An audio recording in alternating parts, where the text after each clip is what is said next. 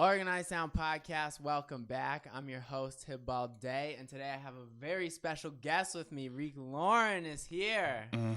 Yo, how you feeling? I'm chilling, man. You already know. I heard you're a little hungover.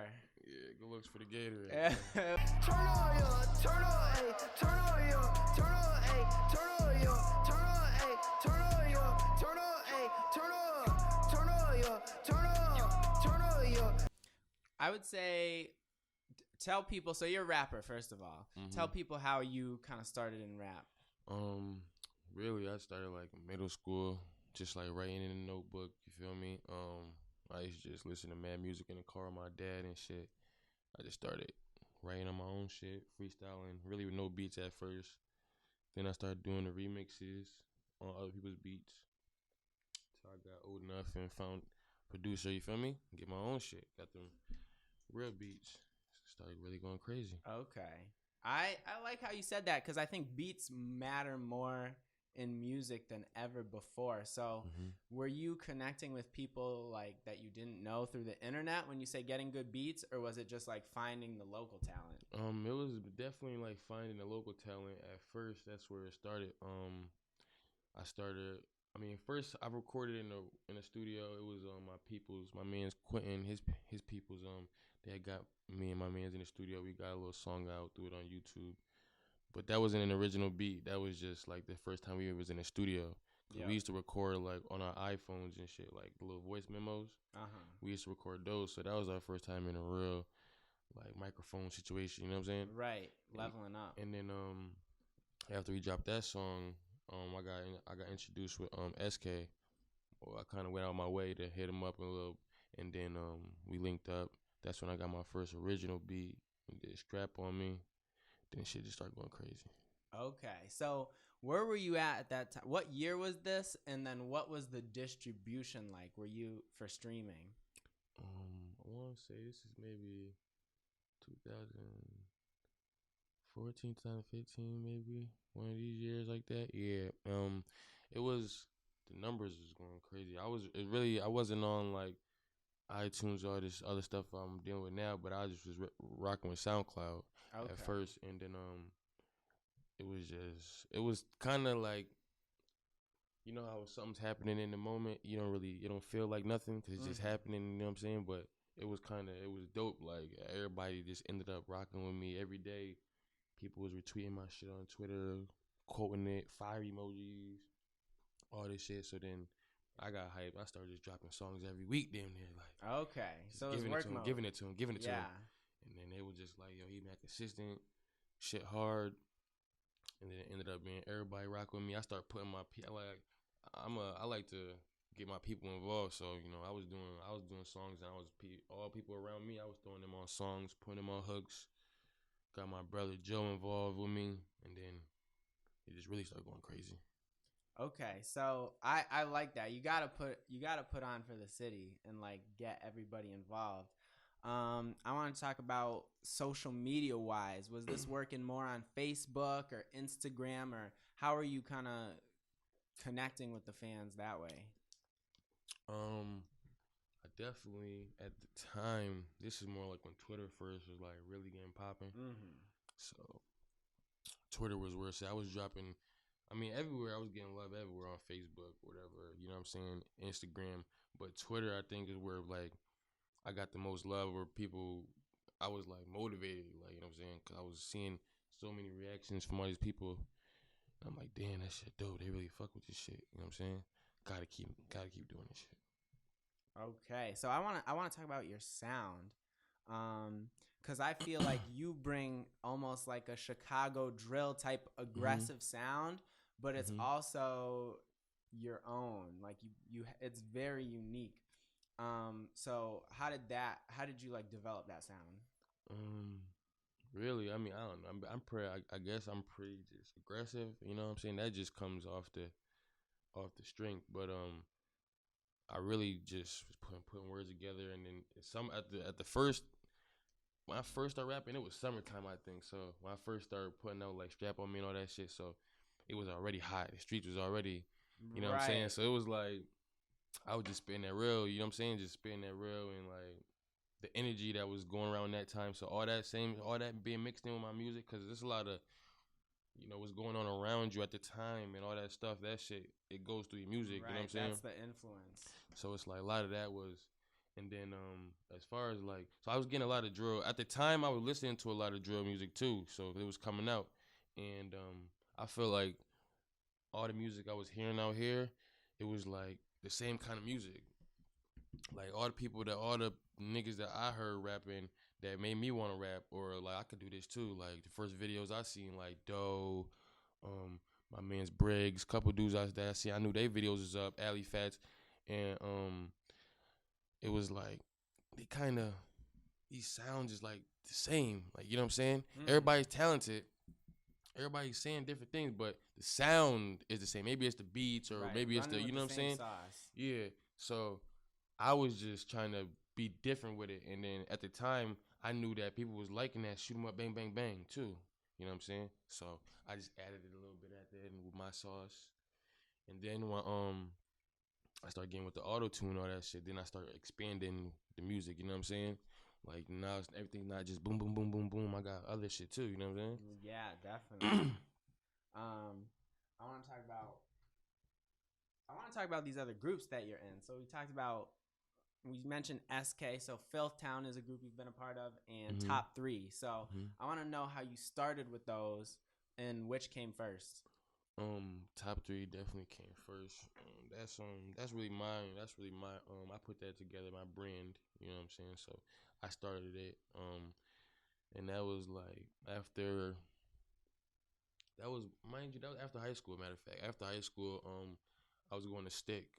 I was going to Stick, and me and my mans, we was already doing the music Stick. But I'm just like, I'm about to make up a little group. I'm about to make up some shit. And then I'm just thinking about shit like, damn, this shit gonna be hard. Like, damn. So how did you pick people? Did you want people that already were kind of like on the same wave as you, or did you want like a more diverse group to like complement your sound? Really, it wasn't really me picking people. It was more like a brother situation. Like people were gravitating towards you. Yeah, it was more like he's been my brother. You know what I'm saying? He can do this. So be a part of this. He already was family. So you just gonna come over here and just be a part of this group too, cause we already family. And then like his family will be over there, and then they'll end up coming to the. You know what I'm saying? So it's just like a big gravitational pull. But after that, the Filthtown situation that came afterwards. I did it. It was Top 3. I want to say I'm still Top 3. Always Top 3. I'm saying we started Top 3. Was running with it for like I want to say maybe a year or two, and it was going crazy. And then one day SK hit me up. He was saying him and his manager Tones wanted to talk to me. They called me down to the studio. I'm like, yeah, we want you to be the face of Filthtown. You know what I'm saying?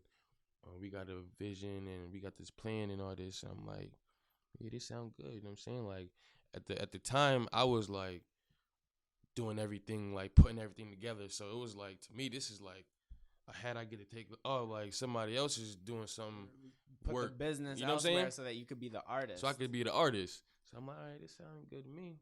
It was a really good opportunity. So I'm like, all right, yeah, we can do this. And then the other dudes that end up being a part of the group also, those are all brothers. Those are all 10-year friendships. You feel what I'm saying? We already knew each other and all that stuff. It wasn't no new friends. So then he ended up having me bring Joe. He already knew, SK already knew Pete. Pete came. Pete was with Kev. Kev came. This is the next day. We have another meeting, and now this meeting is like, they got to really planned out. Like, okay, Filthtown, this group, we gonna start recording. We gonna do videos, this, and this. So everything was really looking good. Like, damn, this shit already. This the plan is there. The blueprint is. You know what I'm saying? Right. All we gotta do is put the work in. So that's what we did. It was going good for a good period of time.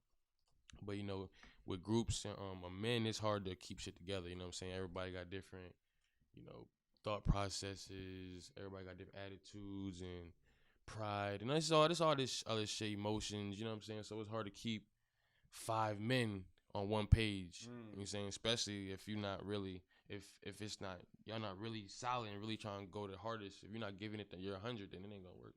So Right, there's the levels to that of like how hard every person needs to work, and this person that is working harder, and like the idea of sharing everything it gets difficult. I mean, honestly, I just want to go back to how well you guys executed. You guys put together the album, the physical, which I think I still have. I moved a couple times, so I need to check. But I went to see you guys perform live when you opened for Lil Uzi Vert at Oakdale in Connecticut, Wallingford.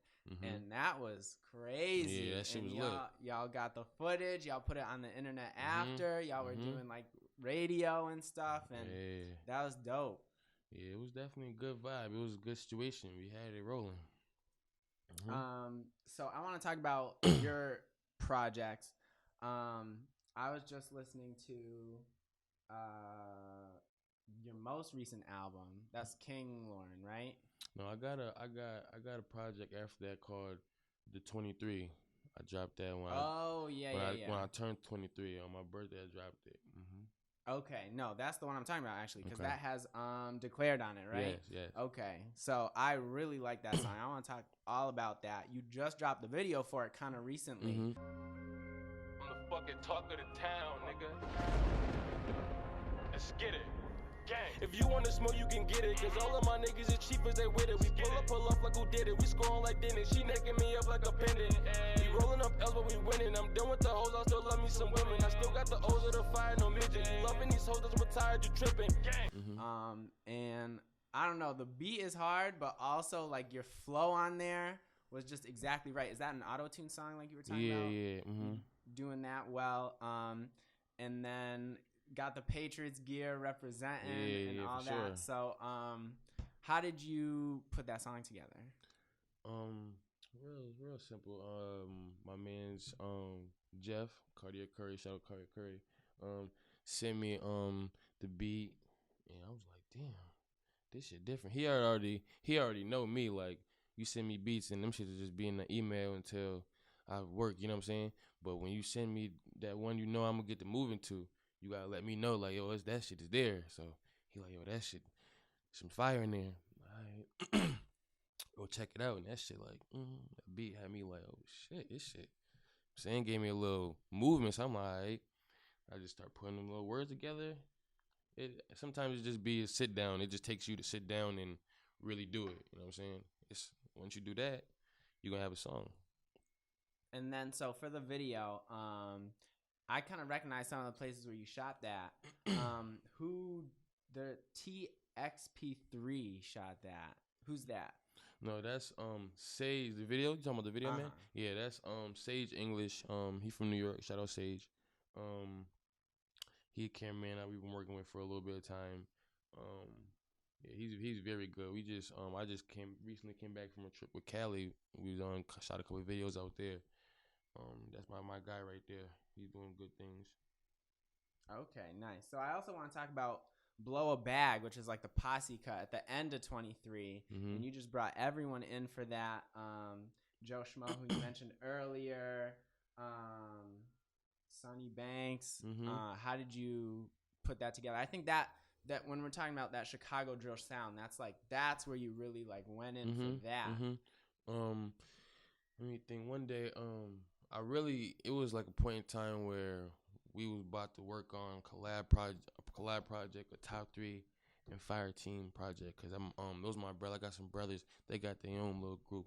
Fire Team. So who's in that? Sonny Banks, PD, Kev, Honcho. You know what I'm saying? Okay. So they going crazy over there. Shout out my brodies. But we was about to do a collab project, Fire Team Top 3. Yeah. So we was trying to put together some songs for that. And it was just times where I would just start hitting up. I put up group messages, or I would just hit up everybody like, yo, we about to come to the studio this day. I'm calling everybody to make sure they pull up. Like, I'm setting the session up, get everybody here, and then when they get there, we gonna get the beat and lay down the hook, and everybody gonna hop on it, and we gonna have a hit. So that was one of those songs. We got a few more like that, but that was one of them, and we didn't get to capitalize on the project yet. So I just took the song, got permission from a couple of my brodies, like, yeah, you cool, you use that song, whatever. I had my brody on it, OG Jamie, RIP OG Jamie, Big Boss. So I had to, I wanted to put it on my project because he was on it, you know what I'm saying? So I put that on there, and it was pretty easy. Really. Everybody just really linked up in the studio. I laid the hook down. Like, yo, you ready? Yeah, you go first. I think you should go second. All right, are you ready? Go ahead. Feel me? And then everybody. Okay, so they heard it and wrote to it and got it done like right there on the spot. Do you like freestyle or do you like to write a good amount? I like to write. I'm not gonna say I'm a freestyler. I like to write, but there's definitely times, I'm not gonna lie, one person that pushed me freestyle, SK, he be I be in the studio whenever I was in the studio with him at points. He would tell me like, yo, just try this. It's easier to do this, bro. Like, you're gonna end up doing this one day. Like, and I remember one day we was in the studio for like a week straight. Me and him working on our joint project we had, and it was one day I just started freestyling on songs. He was like, just try it. I just tried it. Did like 3 songs back to back, freestyling. They all was fire. And he like, yeah, you can do this shit. But I feel like it was only because it was the auto tune. I could just finesse it. But when I'm like getting into a rapping form, like really trying to spit some shit, I feel like I gotta write it down. Right, there's a lot more technicality to it as opposed to like the auto tune is more like it's more like a ride the wave, more like a flow type of thing involved with that. You know what I'm saying? So that's easier to just create off of GP, but with the wordplay, I'm saying I gotta get that written down. Absolutely. I think it's important to be dynamic, right? It's like you don't ever want to be boxed in and stuff like that. So technically, to learn everything is just how you create that longevity. What are some of the most important things you've learned from being in the studio so long? I mean, one thing I learned is if you're gonna be in the studio, you're gonna be there. Like, you know what I'm saying? You don't gotta rush nothing, or you know what I'm saying? Like, being there is such a vibe, you know what I'm saying? Nothing. I feel like whenever I'm there, I feel like I got no worries. I don't worry about nothing. It's just like the music, you feel me? Your people is whoever in there you vibing with, and it's giving you something to think about and, you know what I'm saying, do. But it's always good vibes in the studio, you know what I'm saying? So you never try to force it. How do you create the environment? For opposed to, so like pretty much we just like, you mean like the people in the space, or right? Like, I mean, or even just like lighting and like. Well, I guess we could start with, where do you usually record now? Okay, I go to Jeff's studio, Cardia Curry, my man's Jeff. That's really all I've been recording at right now. And then what time of day? He's pretty much fine with me pulling up whenever. You know what I'm saying? We got a real good relationship, so I could come at night, morning, midday, you know what I'm saying? And he got these little lights in his room. They switch the colors and all this shit, and they flashing and shit, you feel me? That shit be a little vibe sometimes. You know, we could smoke in this space, so give you a little bit of some studios you can't do that, you know what I'm saying? Right. So that's like, that be messing with a lot of artists too. Some people think that, you know what I'm saying, that improves their ability, you know what I'm saying? Drink, whatever you want to do in there, saying just good space, good vibes. Not a lot of people never, you know what I'm saying? 3 to 3 the most always, you know what I'm saying? So it's just chill. Okay, I think that's great information, because I think a lot of people go in like fully squatted, and then you're kind of not getting work done there. Depending if you're paying. Those nights happen. There's a couple of those nights. I be going out to, shout out my man's Lil Chris. You know what I'm saying? I could pull up the Lil Chris studio whenever. He always showing love. It'd be nice, man. Sometimes I go to Lil Chris studio. We be bugging out there. You know, if we go out there, we be 8 niggas deep. We all drinking, whatever the case may be, just chilling. So sometimes that's when it get a little distracting, you know what I'm saying? Go there, we could have a song done or whatever the case may be. Like, damn, leave, like, damn, we got to go back and get this shit done, you know what I'm saying? Because we really wasn't on it tonight. But it's going to get done. Absolutely. I want to talk about one more song, Late Night. And kind of you kind of say a few different things in a few different songs. So, Declared was I'm done with the hoes. I still love me some women. So I want you to talk about and then Late Night, the song itself is kind of about like hooking up with a girl who already has a boyfriend. So where are you at for relationships right now? I mean, I'm in the middle of dealing with a tough one right now. You know what I'm saying? Definitely some problems, but you know what I'm saying? You're here to stick it out or what? Listen, man, I'm fighting right now. You know what I'm saying? I'm fighting. Fighting for your life. I'm fighting. You know what it'd be like. But yeah, pretty much that Declare shit, what I was really saying, like, I done dealt with the hoes. I already know what the hoes is like, you feel what I'm saying? Now I'm trying to really get into some real shit, you know what I'm saying? But at the same time, as me saying that in the song, you know what I'm saying? In real life, translates. In real life, right. You like, damn, like, am I really ready for this shit? You know what I'm saying? Because that's just real shit, man. It's real shit. But, and then in Late Night, that's just like a vibe, you know what I'm saying? Everybody got somebody that's creeping on them or that crept on or somebody that they creeping with or whatever the case may be, you know what I'm saying? So a lot of people can relate to it. And, you know, the song, what it is, Late Night, that's when shit really get crappy. That's right. The mood changes and you start sending out little, I guess you call them feelers, right? Start seeing what's good. I want to talk a little bit about fashion from now because you talked about kind of visiting New York and stuff. I'm sure you're in Connecticut a bunch because we're right on the border. So I lived in New York like 2017 and like half of 2018. And, you know, the fashion out there is crazy. But then like once you get out into here, like all those expensive designer clothes and like rare type streetwear, that gets a little sparse and stuff. But you're somebody who definitely rocks it, definitely is representing. When I see you out, well, just today you brought the that's a Louis V bag, right? Gucci messenger bag, and then I seen you in the dad shoes and all that. So where do you get kind of your fashion sense from? I mean, I ain't gonna lie, I never really been a dressy kind of nigga, you know what I'm saying? I always just throw shit on or whatever the case may be.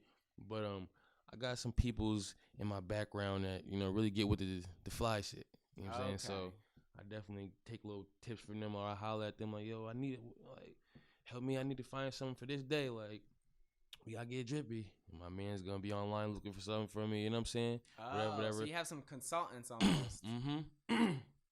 Yeah. That's perfect. Talk about this sweater you got on right now. Yeah, this that sweatshirt. You got the Dexter's Lab. Cashopoly, shout out Cashopoly, my peoples, man. This joint hard. I just grabbed it the other day. Had to pull up on them late night. I was about to go to a little performance. Pulled up on like, yo, I need a sweater, man, real quick. But they got you. Yeah. Okay, so did they do a bunch of different custom stuff? Yeah, man. He's on top of it. They on top of that over there. Nice. And where can people get that? Do they have like a little store or they do? I'm pretty sure they got stuff online. And he's all over everything social you can find. You know what I'm saying? They keep that. They stay on top of that too. And if you hit them up, they're gonna hit you back. You know what I'm saying? They don't play. Dope. I also want to talk about hanging out. So when you're not rapping, what do you like to do? Man, don't act like you ain't seen me down there at the MGM. You know what I like to do, I'm setting you man. up for these answers. Okay, so yeah, you like the casino a little bit. That's where I caught you. And were you playing blackjack out there? Yeah, blackjack. I like the blackjack and the roulette. Yeah. That's where I be. That's like my job. I go down there a couple hours a day. That's main hobby. Okay. I'm with it. Tell me about, I want to talk about this area, right? We're in Springfield, and the Western Mass area in general. What do you think, like, the area needs for all this music to get to the next level? Because we talked for a long time about how we got so many artists, we got a certain sound, and what needs to change? I mean, I feel like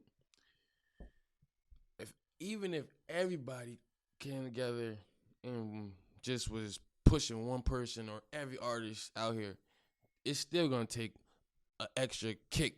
You know what I'm saying? Like the population is just small compared to everywhere else we're up against. You know what I'm saying? Compared to New York or the Atlantas or the, you know what I'm saying, those type of places, the population is, it's a huge difference.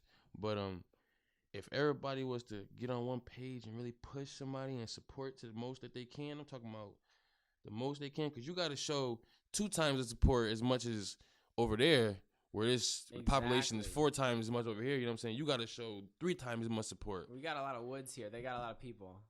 You know what I'm saying? So we got to catch up. But other than that, we really just need an eye. You know what I'm saying? An eye looking over us, because it's a lot of talent over here. Once that good eye catch it, you know what I'm saying, a lot of people gonna make movements and gravitate to it, right? I feel like the music is there for sure, and just like a little more visibility, like you're saying. All right, so I want to talk about, so I went to school for marketing. I went to UMass Amherst up here, and something I always ask everybody is kind of like streaming and the way music has changed. There's new rules to music marketing, and so I want to know about something that you think is a new rule for music marketing, something that's worked for you or something that you've seen work for other people. Well, pretty much, I look at it as much music as you get out, and that's just the more money is gonna come in, because you're just giving more stuff to listen to. Consumed, yeah, right. So what it is what I would tell somebody, because when back in 2014, when I was going crazy, dropping songs every week, if my stuff was lined up correctly, and you know what I'm saying, I knew what I was doing then, like I know now, I have couple nice dollars saved up. You know what I'm saying? A couple nice ones. But it's like I ain't know all this stuff I know now then. So I would tell somebody that's trying to be on that wave, if you're gonna drop if you're trying to get your music, get money off your music, all you gotta do is just put it out there, promote it, you know what I'm saying, and really grind it out and get everybody around to see your music. It's just like every other hustle. If you're not hustling, then nobody gonna know you got it or that you even doing it. You know what I'm saying? You can't just put something out and expect everybody to go listen to it. You gotta really get people to listen to it. You know what I'm saying? Unless you got 30 people around you already that's just gonna listen off of GP, and them 30 people gonna put 30 other people on. You know what I'm saying? Unless you moving like that, you gotta put that work in. Okay, I want to talk about. So you kind of brought something interesting up about dropping all the time, but sometimes we see like a backlash of people saying, "Oh, you're overexposing yourself, overexposure." Do you believe in that, or do you think that's kind of like we're past that? It all depends on. It's up to the artist. I mean, if it depends on your confidence. Like, if you feel like I could keep producing this fire, I'm gonna keep. Like, ain't nothing gonna stop me. This ain't. You could drop 10 songs in 2 months, and you know you still got 30 more in the vote and the album on the way. Ain't no problem. You know what I'm saying? But if you working song by song and you dropping a song, you like, I gotta make another song to drop. Like, you know what I'm saying? Like, then it's like, now you giving them too much. Like, slow down. You know what I'm saying? Don't give them all your best stuff now. You know what I'm saying? Because you don't got that much saved up in the vault to even pick and choose from. You just working song by. That's like working check by check. You know what I'm saying? Exactly. Like, you working check to check. And you like, so many people do both of those things. But I love that. It's like you gotta know yourself, and then you also gotta have a stash so that you're never feeling forced to like drop a bad song because you got a lot to choose from. And that's what it is. And then it's like, if you drop it, I look at it differently. If you drop 10 songs in 2 months, everyone ain't gonna be a banger, but 5 of them, there's different people out here. Everybody not gonna like the same song. You might think you might be like, this is the best song on the project, but somebody else might think this one is. You know what I'm saying? Or that one is, or the next one. You know what I'm saying? So, and it's always gonna be those people. One person gonna like this, 50 people gonna like that song, 1,000 people gonna like that song. You know, and just if you keep dropping them, it's just giving more options to choose from. You know what I'm saying? More people, more attention. it's gonna happen. That's really how I got my buzz. So I can't tell nobody another way because that's all I know. That's your way, man. That's a pro tip. I'm really glad you came to share that. I want to talk about new music. Now we're talking about music. Talk to me about the new music. Yeah, I got this Boulevard Baby project. I was supposed to drop it goddamn month ago, goddamn month and a half ago, but I'm on top of it. I had a little problem with getting the music from one of the engineers. I had got the songs from him, but I had not downloaded them and they expired in my email. So now I gotta get them again. You know what I'm saying? We going through a little technical difficulties. We having our own little problems and stuff, but we gonna get past that, get to the business, and I'm gonna definitely get this project out as soon as possible. Mm-hmm. And what can we expect from you on there creatively? Where were you at making that? This is more like I got some songs on here that gonna make you move, but I got more like serious songs on here too, like more songs that I put more of like my feeling into, you know what I'm saying, rather than just those songs that just get you going and just like for your feeling. I got songs like, you know, that I let my feelings out on. So it was this project means a little more to me than some other projects, but so more personal, more reflective. Mm-hmm. And I feel like that's kind of how you develop as an artist, right? Is everything you've been telling me about, just understanding now and then adapting to what you know after having put in the work. Is you make those adjustments, and that's where you really grow. Mm-hmm. Nice, man. So where can people find you on social media? IG, The Real Reek Lauren. Twitter, Reek Lauren. Snapchat, Reek Lauren. All my music is on SoundCloud, iTunes, Spotify, everywhere. Just look me up. And Boulevard Baby on the way. All right. And any shout outs? Shout out Top 3, my whole gang, my family, and shout out the guys. Everybody knows, man. I ain't gotta say names. Everybody know. I say that. Right. If you're in it, you're in it, man. I appreciate you for coming through. I really do. No problem. I appreciate you. And this is the Organized Sound Podcast, and we're signing out.